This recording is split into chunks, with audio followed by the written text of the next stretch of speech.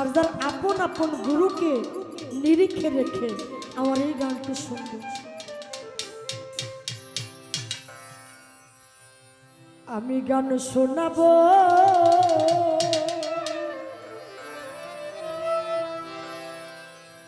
কারে রে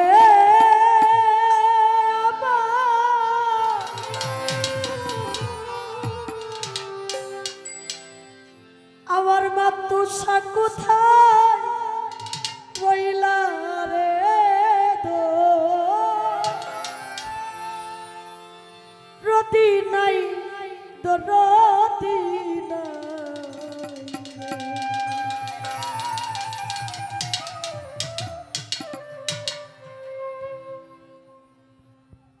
জ্বলন্ত একটা প্রমাণ দিয়ে যায়। সাধক চাঁদ মিয়া সাহেব তিনি তার সন্তানদেরকে ওসিয়ত দিয়ে গিয়েছিলেন। আজাদ মিয়া নাম শুনেন নাই? সাধক চাঁদ মিয়ার ছেলে আজাদ মিয়া সাহেব, উনিও তো চলে গেছে। আমি ওনার সাথে এক মঞ্চ গান গাইছিলাম। ওই মানুষটা চলে গেছে। সন্তানদেরকে ওসিয়ত করে গিয়েছিলেন, আমি যখন চলে যাব আমার লাশটা তোমরা কেউ দাফন করো না। দেখবে জঙ্গল থেকে একজন ব্যক্তি ঘুরাই করে এসে মুখ কালো কাপড় দিয়ে ঢাকা থাকবে, ওই মানুষটা এসে আমার জানাজা পড়াই দিলে পরে আমার লাশটা দাফন করল। চাঁদ মিয়া সাহেব চলে গেলেন। একে একে 3 দিন গত হয়ে যায়, তার দাফন হয় না। ঘটনা সত্যি কিনা? তার দাফন হয় না। দেখলেন একজন ব্যক্তি ঘুরাই করে এসে কালো কাপড় দ্বারা মুখ ঢাকা, চোখ দুইটা বের করা, ওই ব্যক্তি আইসা চাঁদ মিয়া সাহেবের জানাজা পড়াইলেন। তার সন্তান যখন জানাজা পড়াই চলে আসবে, চাঁদ মিয়া সাহেব বলে গিয়েছিলেন যে তাকে জিজ্ঞাসা করো তার বাড়িটা কোথায়। জানাজা পড়ায় যখন চলে যাবে, ওই মুহূর্তে তার সন্তান একজন জিজ্ঞাসা করতেছে, হুজুর আপনি যে জানাজা পড়াইলেন 40 দিনের দিন মানুষ খাই তৈব, অনেক মানুষ দাওয়াত করতে হবে, হুজুর আপনার ঠিকানাটা যদি দিয়া যাইতে আপনারা দাওয়াত দিতে পারতাম। ঠিকানা দিয়ে গেলেন। 40 দিনের কয়দিন আগে গিয়া ওই ঠিকানা অনুযায়ী খোঁজ নিছে। যে ঠিকানা বলে গিয়েছিলেন ওই ঠিকানা অনুযায়ী গেছে। যায় বাহির বাড়িতে গিয়া মানুষটা জিগায়, এটাই কি অমকের বাড়ি? বলে হ্যাঁ। কই আমি তো ওনারে আসছি দাওয়াত দিতে। ঠিক আছে। ঘরের ভিতর বললেন, ঘরের ভিতরে যান।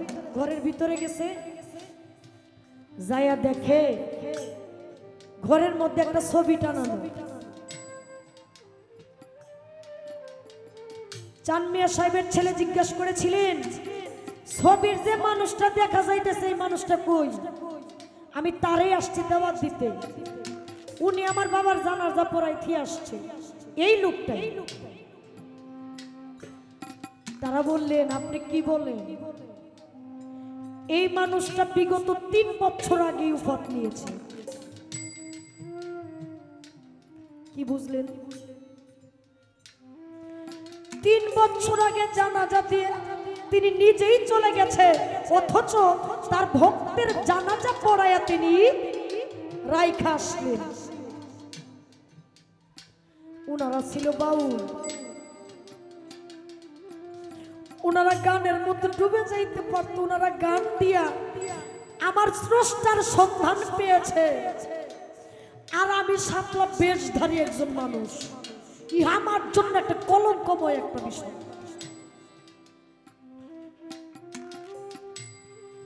আপনাদের কাছে আসছি, আপনাদের চরণ ধুলায় যদি আমার এই মানব জন্মটা সার্থক হয়, আমার এই পাপী জীবনটা ধন্য হয়ে যাবে।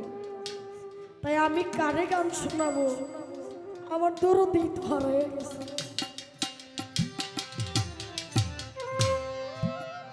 গান শোনাবো কারে রে ওরে আমার বান্ধব কোথায় রইলা রে দো রতি নাই দো রতি নাই ওরে তুমি দাও হে দেখা প্রাণরে সখা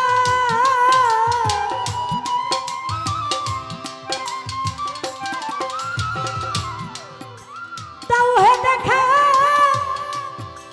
প্রাণ সখা তোরে দেখে পরা জোড়াই দো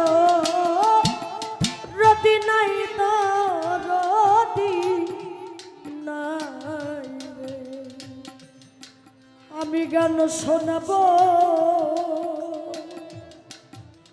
কারে রে আজ আমার বান্ধব কোথায় রইলা রে গো রতি নাই তো রতি নাই রে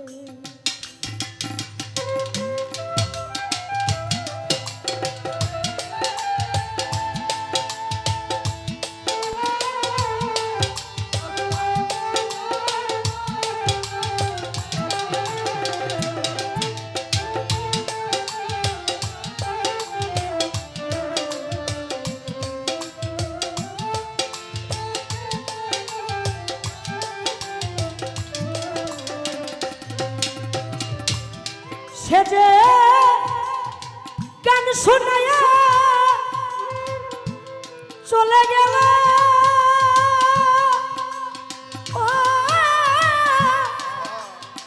কোথায় যায় লুকাইল রে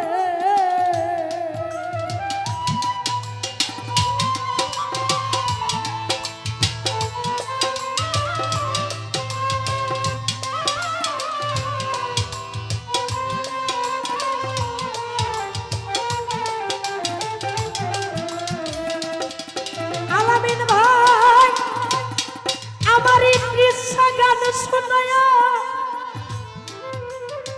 চলে গেল ওরে বন্ধু কোথায় যায় লুকাইল রে আরে ও বন্ধু ওরে কে আমায় দে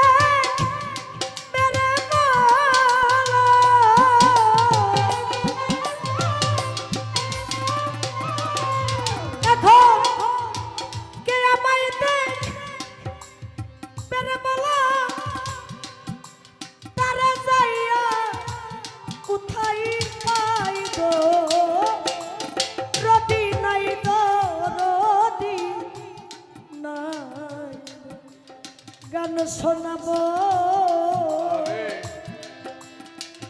কারে রে আজ আমার বান্ধব কোথায় রইল রে গো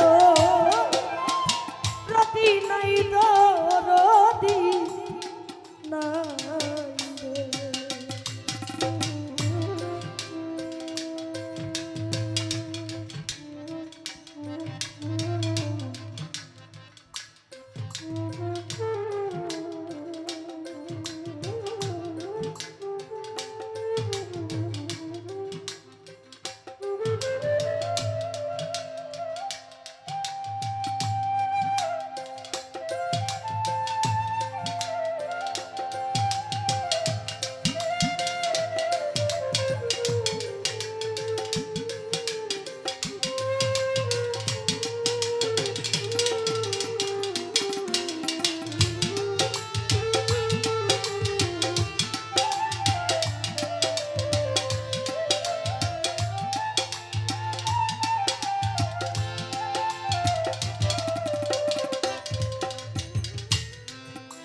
সে যে মধু মাখা বানি দিয়া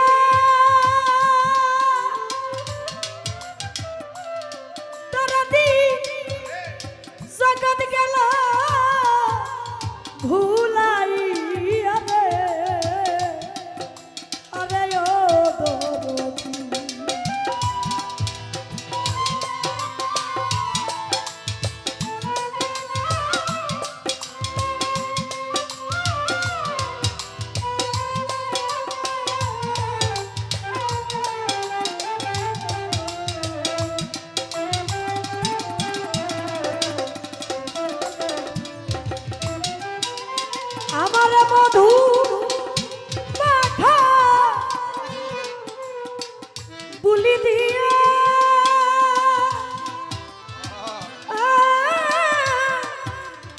জগৎ গেল ভুলাইয়া রে আরে ও দরদি এখন তোমার আমি হতে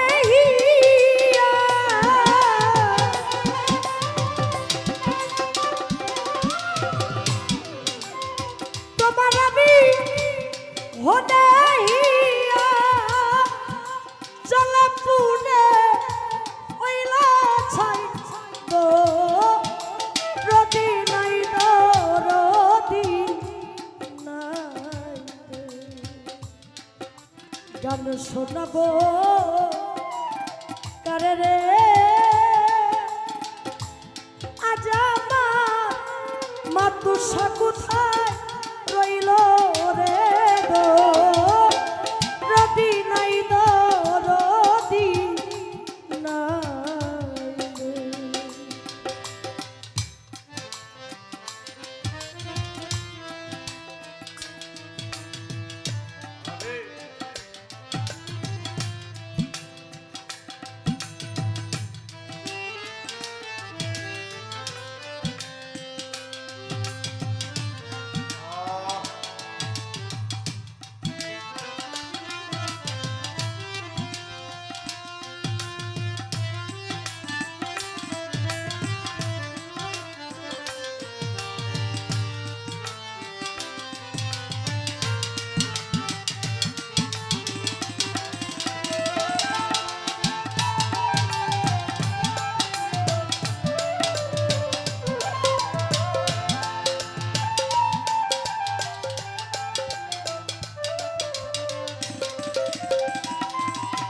তুমি আসো বন্ধু আমার বসা কাছে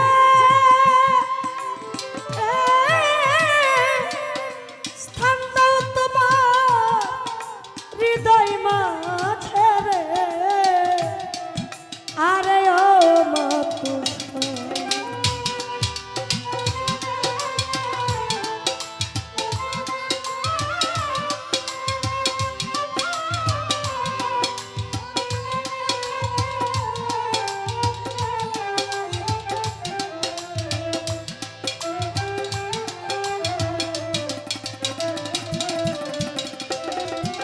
তুমি আসো আমার বসা কাছে স্থান দাও তোমার হৃদয় মাঝে রে আরে ও দরদি ওরে দেখব তোমার রাত দিনে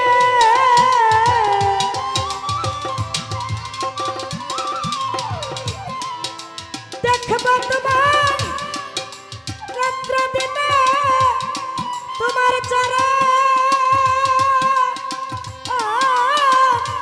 তলে দিও ঠাই গো রদি নাই দো রদি নাই দো রদি নাই দো রদি নাই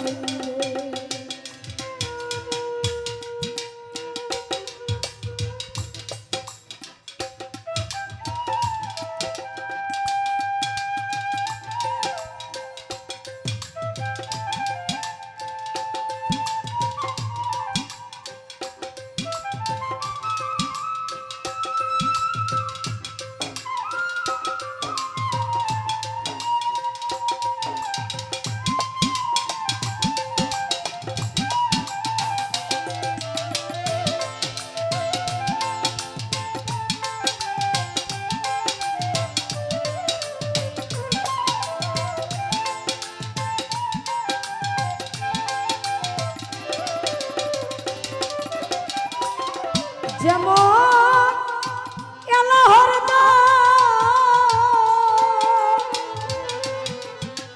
রিয়ার মাঝে মাতুসার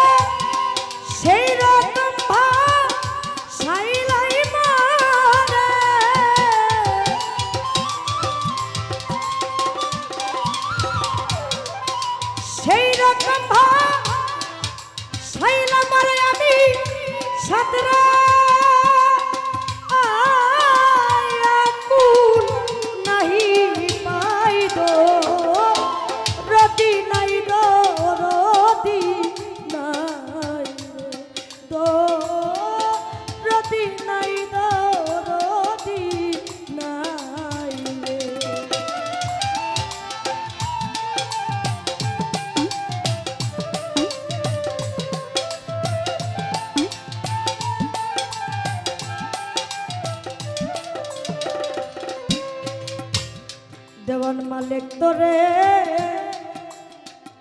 পাওয়ার আসে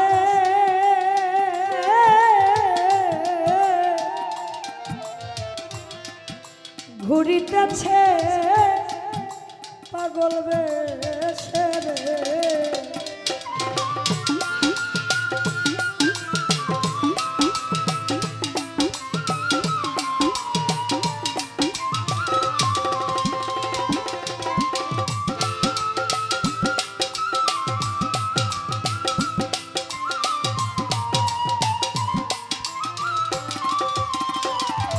দেওয়ান মালিক তোরে পাইবার আশা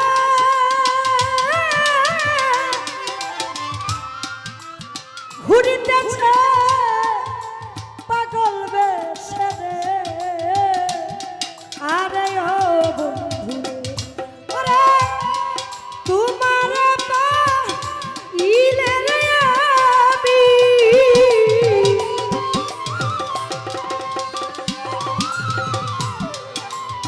তোমার পাইলে আমি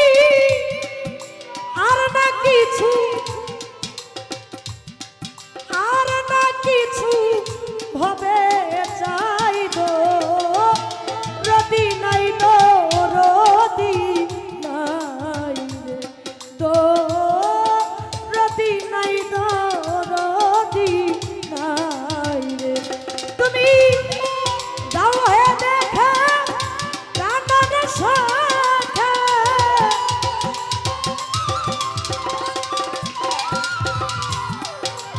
দাও হে দেখা আমরা প্রাণের সাথে তোমায় দেখে প্রাণ জুড়াই গো রদি নাই গো রদি নাই রে তো রদি নাই গো রদি নাই রে গান শোনাবো কারে রে